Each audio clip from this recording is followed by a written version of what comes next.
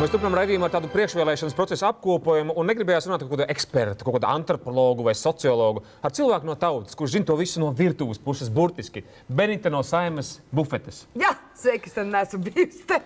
Nekas te nav mainījies. Ja, kāda jums ir atmosfēra? Atunies, varbūt ne tik daudz par mums. Kāda jums tur ir atmosfēra Saeimā? Vai uztraucās cilvēki mazāk ēd, varbūt pirms tām vēlēšanām? Nu, zini, mums tas viens mierinājums. Tās vietas jau tukšas nepaliks. Jā. Nu, tas pauze, kamēr tas šurum-burums, kamēr šī aizies, kamēr atnāks, nu, tā to mēs nejūtam. Un cilvēki nāks, kā saka tautā, kas dzimis to kristīs. Pie galda jau visi vienādi. Viņi tak visi ēd, visi ēd.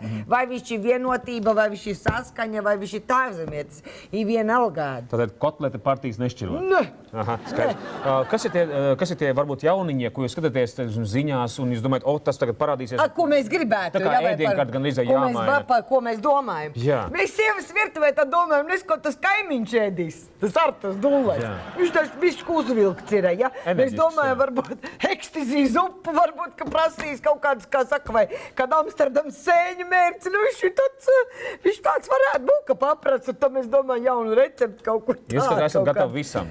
Mēs ir visam gatavi. Mums ir svaigādāji, ir nāca un ēda, zinām, nemazgātus, nemazotus burkānus un zin, tos kartupeļu mīzes ēda. Mums taisni labi, ir bezatlikuma virtuve.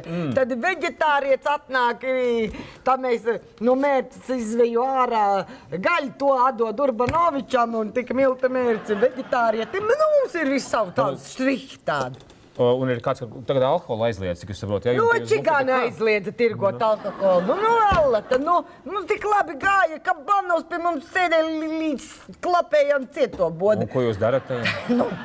Bet tad mēs neizdomāsim. Jūs tagad strūvējat vaļā un tagad dodat tādos... Bet tad mēs neizdomāsim. Bet tad no mums kāds...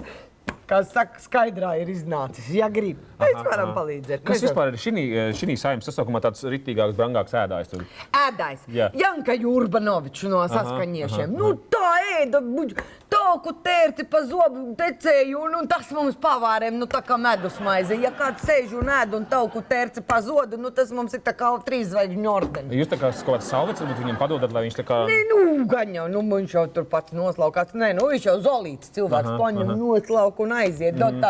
Kā Banos redz karogā vienmēr slaukāt, vai kurš tur, man tur bija, es aizmirsu jau, man viņi visi Jums bieži nāk karogs mainīts bufetē? Nu, to es jau augšā maina, tur ir sagādnieks, tas nav uz mums, bet vispār mums ir, mums tur ir tādi noformējumi. Kas uzvarēs jūs prāt vēlēšanās? Kas būs tie jaunie, kas ieies? Es zini, es gudrs netieku. Jā. Es tik zinu vienu. Šitā te...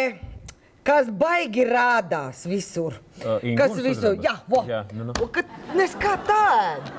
Un kāda ir prognoze? Mēs par šito domājam. Mēs ko tā ēd. Tāda izskatās splīnīga, ka būs tāda izvēlīga. Šitās mums nepatīk. Kaut kādas sēklas un kaut kādas tādas. Jā, kas sāka neprasīt visādas buļa bēzes, ratatujas. Nē, viņa tiem krieviem sitās, tad jau saļanku ēdīs, tad jau būs labi.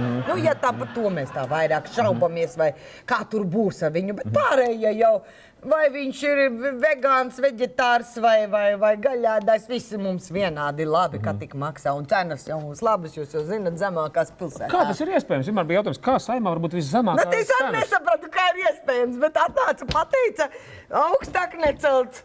Un tad viss. Un tāpēc varbūt tik daudz laužās uz to Saeimu. Tur ir tik lēta bufete, ja? Jā, nu, bet padomā pats, kamēr tu to šļūru iztrebi, kamēr tu izbalotējies, kamēr tu tiec un tur vēl tev priekšā dārga bufete. Nu, kaut kā netaisnīgi sanāk. Labi, ka ir viņam mērķis, uz ko cīnīties, uz to lēto bufeti vismaz aizraut. Benita, jūs tā kā tāds gaisma tuneļa galā šī priekšvēlēšana laikā, ja? Jā. Tad mēs iedomājamies politiķi to tuneli, tur gaismas galā beigās ir Benita.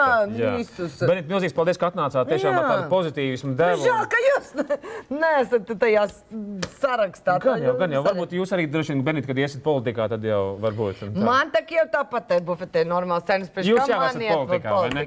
Man visu, ko vajag, es tur tāpat nošķidarēju. Skaidrs, jā. Labi, mēs turpinām raidījumu pēc maz brītiņa. Piektdien, 20 pār 8 TV3.